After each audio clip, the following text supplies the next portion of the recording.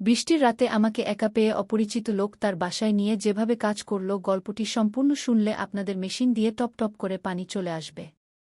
আপনারা হাতের কাজ করতে বাধ্য হবেন, তাই হাতের কাজ করার আগে হাতের কাছে অবশ্যই টিস্যু রাখবেন। হ্যালো বন্ধুরা, আমার নাম প্রিয়াঙ্কা এবং আমি একটি আইটি কোম্পানিতে কাজ করি। আমি খুব সুন্দর একটি মেয়ে, আমার বয়স 25 বছর। আমি এখনও অবিবাহিত, কিন্তু কিছুদিন ধরে আমাদের কোম্পানিতে কাজ করা রোহন আমাকে পছন্দ করতে শুরু করেছে। আমরা দুজন একসাথে কাজ করতাম এবং অনেক সময় একে অপরের সাথে কাটিয়েছি। আমিও রোহনকে পছন্দ করতে শুরু করেছিলাম। সে খুব হাসি খুশি ছিল এবং সবসময় মজা করত। তার সাথে সময় কাটাতে আমার ভালো লাগত। মাঝে মাঝে আমরা দুজন বাইরে রেস্তোরাঁও খেতে যেতাম। একসাথে 1 বছর কাজ করার পর রোহন আমাকে বিয়ের প্রস্তাব দেয় এবং বলে, প্রিয়াঙ্কা, আমি তোমাকে ভালোবাসতে শুরু করেছি। তুমি খুব সুন্দর এবং আকর্ষণীয়। তুমি আমার জীবনে এসে আমার জীবনকে সাজিয়ে দাও। তুমি কি আমাকে বিয়ে করবে? আমি খুশি হয়ে তার প্রস্তাবে হ্যাঁ বলেছিলাম এবং সে সম্পর্ক নিয়ে আমার বাড়িতে আসে। আমার পুরো পরিবার তাকে খুব পছন্দ করেছিল। সে ঠিক সেই ধরনের ছেলে ছিল যেমন আমার বাবা মা চাইতেন। রোহনের পরিবারও আমাকে পছন্দ করেছিল। আমাদের দুজনের পরিবারের সম্মতিতে আমাদের বিয়ে ঠিক হয়ে গিয়েছিল। বিয়ের তারিখ ছিল 20 দিন পর। বাড়িতে বিয়ের প্রস্তুতি জোরে সোরে চলছিল, কিন্তু আমি তখনও অফিসে যাচ্ছিলাম। আমি ভেবেছিলাম বিয়ের 2 দিন আগে ছুটি নেব, কারণ প্রাইভেট কোম্পানিতে ছুটি পাওয়া একটু কঠিন। মা বাবা বলেছিলেন, তুমি প্রস্তুতির চিন্তা করো না, সব ঠিক হয়ে যাবে। তাই আমি নিশ্চিন্ত ছিলাম এবং সব প্রস্তুতি আমার পরিবারই করছিল।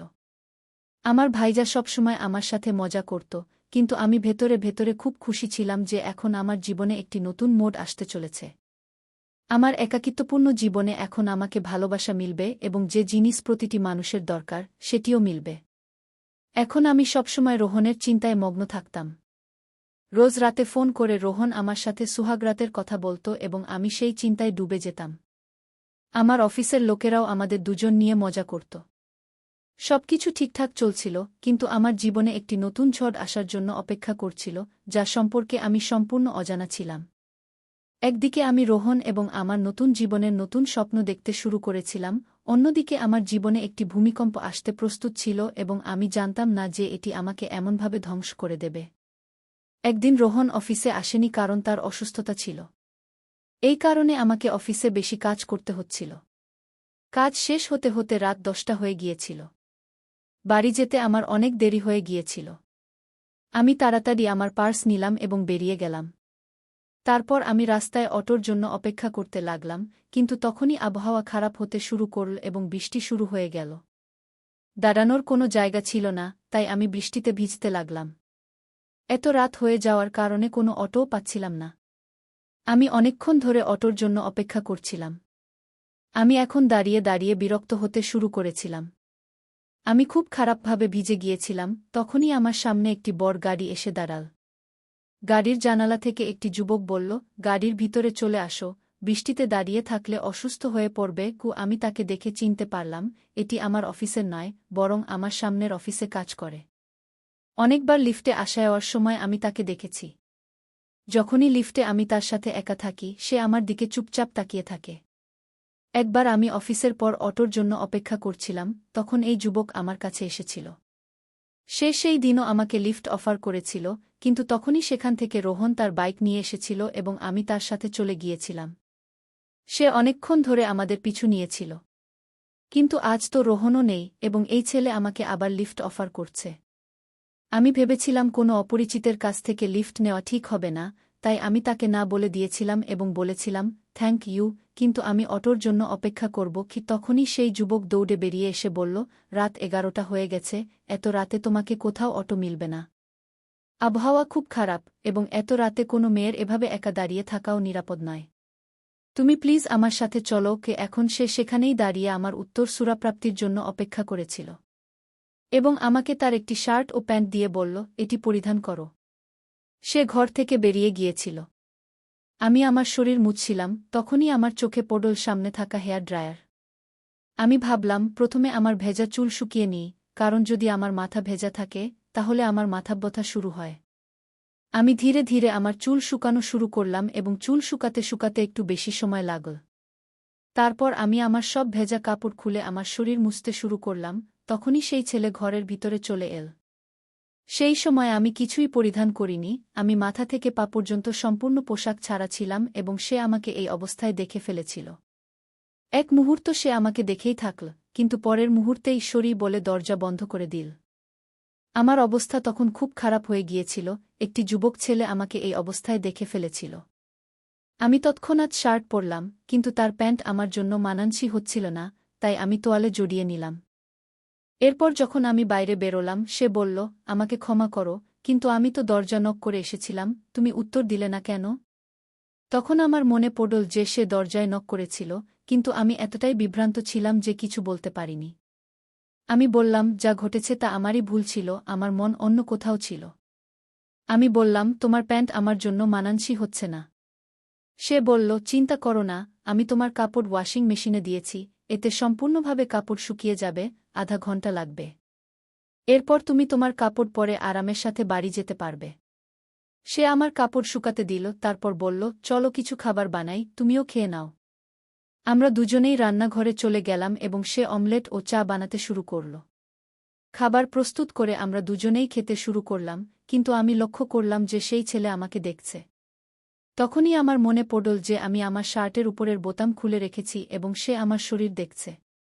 যেই আমি এটা বুঝতে পারলাম সে আমার খুব কাছাকাছি চলে এল। সে আমার শার্টের বোতাম লাগাতে শুরু করল, তখনই আমার শ্বাস খুব দ্রুত হয়ে গেল এবং তার শ্বাসও খুব দ্রুত চলতে শুরু করল। এই ছেলে কতটা হ্যান্ডসাম! আমি তার মুখই দেখতে থাকলাম। সে বলল, আমি তোমাকে একটি পাজামা দিচ্ছি, তুমি এটি পরিধান করো। এত বলেই সে আমার জন্য একটি পাজামা নিয়ে এল। আমি পাজামা পরিবর্তন করার জন্য ঘরে চলে গেলাম, কিন্তু আমি আবারও অজানা কোনো চিন্তায় বিভোর ছিলাম যে দরজা বন্ধ করাই ভুলে গেলাম এবং সেখানেই পরিবর্তন করতে শুরু করলাম। আমি তোয়ালে সরিয়ে ফেললাম এবং নিচে কিছুই পরিনি। সে সেখানেই দাঁড়িয়ে আমাকে দেখছিল। আমি পাজামা পরার আগেই সে আমার কাছে চলে এল এবং আমাকে তার বাহুতে জড়িয়ে আমার ঠোঁট চুম্বন করতে শুরু করল। আমি বিভোর হয়ে গেলাম। সে আমাকে বিছানায় শুইয়ে দিল। আমাদের দুজনেরই শ্বাস দ্রুত চলতে শুরু করল। সে আমাকে বারবার চুম্বন করতে লাগল এবং আমি তার ভালোবাসায় গলে যেতে লাগলাম। জানি না কি এক মাদকতা ছড়িয়ে পড়ল যে আমার কোনো কিছুরই হুঁশ ছিল না। সে আমাকে চুম্বন করতে করতে আমার শার্টের বোতাম খুলতে শুরু করল। কোনো ছেলে আমাকে প্রথমবার চুম্বন করেছিল, রোহনও আমাকে আজ পর্যন্ত চুম্বন করেনি, শুধু আমার হাত ধরেছিল। রোহনের কথা মনে হওয়া মাত্রই আমার মনে পড়ল যে আমার বিয়ে হতে চলেছে।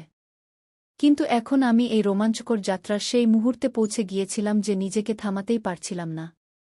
সে ধীরে ধীরে আমার শার্টের সব বোতাম খুলে দিল। আমি তার ভালোবাসার গভীরে ডুবে গেলাম। আধা ঘন্টা ধরে আমরা সুদবুদ হারিয়ে ভালোবাসা করলাম। কিন্তু তখনই হঠাৎ আমার মনে হল, আমি কি করছি? এটা ভেবেই আমার চোখ থেকে অশ্রু বেরিয়ে এল। আমি বললাম, তুমি কি করছ? আমি তো তোমাকে চিনি না। সে বলল, আমি আকাশ, আকাশ সিংঘানিয়া। এই নাম শুনেই আমি চমকে উঠলাম, কারণ আমার পাশের অফিসের সিইও আকাশ সিংঘানিয়া, অর্থাৎ এটি একটি বেশ ধনী ছেলে। এবং সে কি আমাকে চেনে? কারণ প্রতিবার সে আমাকে তার বিল্ডিংয়ের আশেপাশে পায় এবং প্রতিদিন লিফটে আমার সাথে ওঠানামা করে। কিন্তু আমি কখনো তার দিকে মনোযোগ দিইনি।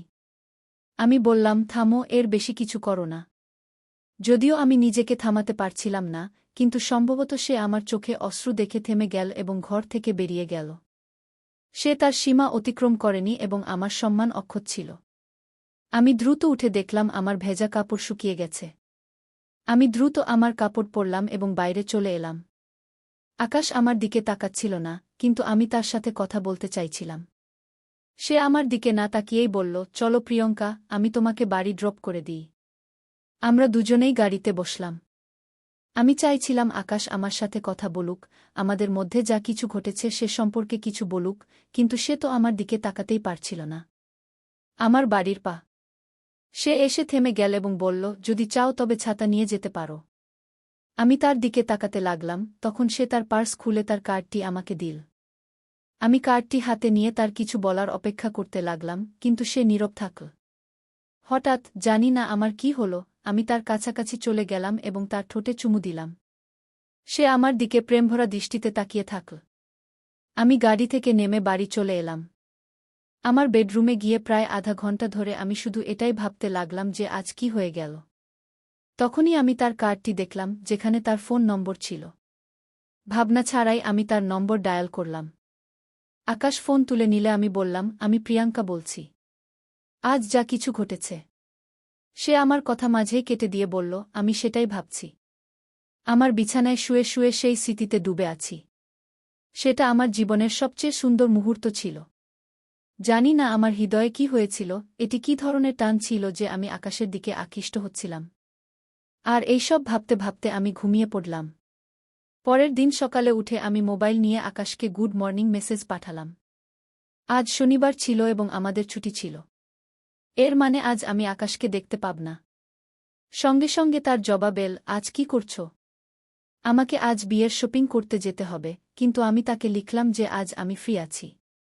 এটি ভালোবাসা ছিল নাকি কিছু অন্য কিছু জানি না। সে লিখল, আমার বাড়িতে লাঞ্চে চলে আসো। 12টার মধ্যে চলে আসো, আমি লাঞ্চ তৈরি করে রাখব। আমি ঘড়ি দেখলাম, তখন 10টা বেজে গেছে। আমি দ্রুত প্রস্তুত হয়ে গেলাম এবং আমার মা-বাবাকে বললাম যে আমি একা শপিং করতে যাচ্ছি। আজ আমাকে রোহনের সাথে দেখা করতে হবে, কিন্তু তার আগে আমি আকাশের সাথে দেখা করতে চাইছিলাম। আমাদের মধ্যে যা কিছু ঘটেছিল তা আমার জীবনে এক ধরনের ভূমিকম্প এনে দিয়েছিল। আমি আকর্ষিত হয়ে তার বাড়িতে 12টার মধ্যে পৌঁছে গেলাম। আমাকে দেখে সে হাসল এবং বাড়ির ভেতরে ডেকে নিল। সে বলল, খাবার তৈরি আছে, আগে খেয়ে নিই, তারপর কথা বলব। খাওয়ার পর আমি বললাম, দেখো আকাশ, গতকাল যা কিছু ঘটেছে সেটা কিভাবে যেন হয়ে গেল। আমার বিয়ে ঠিক হয়ে গেছে এবং 19 দিন পর আমার বিয়ে। আমার কথা শুনে তার মুখে রাগ স্পষ্ট দেখা যাচ্ছিল, যেন সে আমাকে হারাতে চায় না। সে কি আমাকে ভালোবাসে?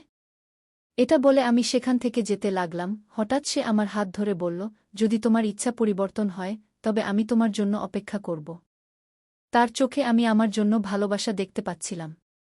তার একটি স্পর্শে আমার পুরো শরীরে এক ধরনের কম্পন শুরু হয়ে গেল। আমি কেন এত দুর্বল হয়ে পড়ছি? আমি তৎক্ষণাৎ তার কাছাকাছি চলে গেলাম এবং তাকে জড়িয়ে ধরে একটা আলিঙ্গন করলাম।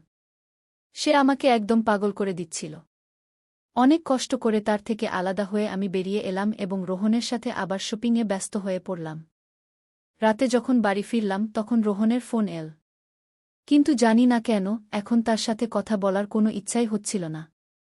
যে রোমান্স আমাদের মধ্যে ফোনে হতো তাতে আমার মন লাগছিল না। আমি বললাম, রোহন, আমি খুব ক্লান্ত, কাল কথা বলব। এত বলে ফোন রেখে দিলাম। এবং না চাইলেও আমি আকাশকে কল করলাম। আকাশ ফোন তুলতেই জিজ্ঞাসা করল, আজ কি করেছ সারাদিন? আমি বললাম, আমি রোহনের সাথে বিয়ের শপিংয়ে ব্যস্ত ছিলাম। তুমি কি করেছ? সে বলল, শুধু তোমার ভাবনায় ডুবেছিলাম।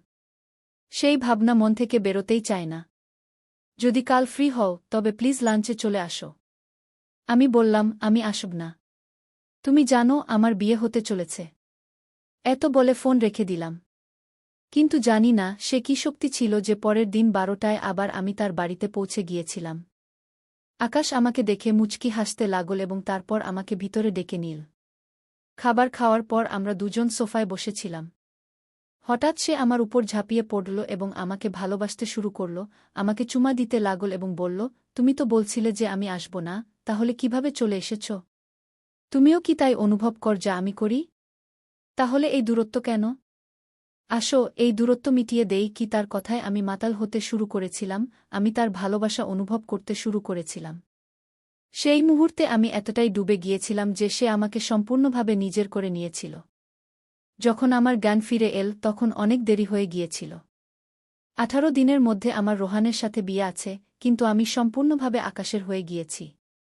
আকাশ বলল, এখন তুমি আমার, আমি তোমাকে ছাড়তে পারব না।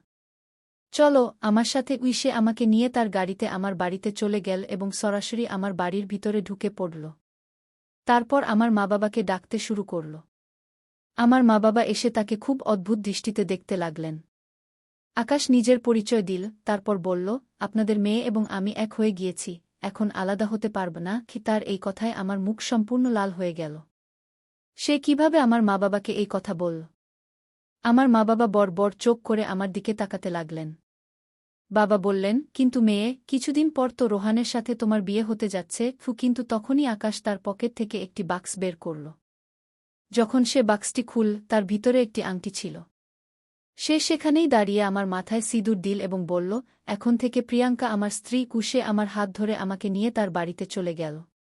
তারপর কি বলবো, সেই ভূমিকম্পের সঙ্গে আমি ভেসে গিয়েছিলাম। রোহানের হৃদয় ভেঙে গিয়েছিল, কারণ আমাদের বিয়ে ভেঙে গিয়েছিল। আমার মা-বাবা যেন বিশ্বাসই করতে পারছিলেন না যে কি ঘটেছে। আমিও কিছু বুঝতে পারিনি যে কিভাবে আমি একটি অচেনা ছেলের এত কাছে চলে গিয়েছিলাম, যে নিজের বিয়ে ভেঙে তার সাথে বাড়ি বেঁধে নিয়েছিলাম। কিন্তু সম্ভবত এটাই ভালোবাসা। অনেক সময় ভালোবাসায় আমরা আমাদের জ্ঞানবুদ্ধি হারিয়ে ফেলি, এবং এটাই আমার সাথে ঘটেছিল। বন্ধুরা, আমাদের এই গল্পটি কেমন লাগলো অবশ্যই আপনারা কমেন্ট করে জানাবেন। যদি ভালো লেগে থাকে তাহলে অবশ্যই পরবর্তী গল্পের জন্য আমাদের চ্যানেলটি সাবস্ক্রাইব করে আমাদের সাথেই থাকবেন। ধন্যবাদ আপনাদের সবাইকে।